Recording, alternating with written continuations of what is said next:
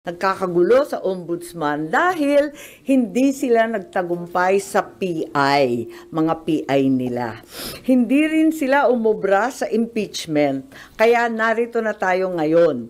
Ipipilit nila na si Boying maging ombudsman para ipakulong si VP Inday Sara bago mag-2027 at hindi lang si Inday Sara, kundi lahat ng mga Duterte, kaalyado ng mga Duterte, baka pati ako.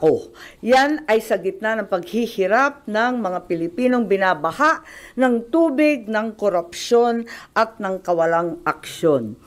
Tinutukan ko ang Plan A nila na People's Initiative Chacha. Binuking ko ang Plan B, yung impeachment, para mawala sa landas nila si VP Sara sa 2028. Ngayon, nasa Plan C na po tayo, sa ombudsman naman. Noon pa'y nakita ko na, kaya ako nagsampa ng kaso nung May 2, nandun ako sa ombudsman. Kung hindi kayo titigil sa pamumulitika, mag-asaran tayo. Hindi ko rin kayo tatantanan.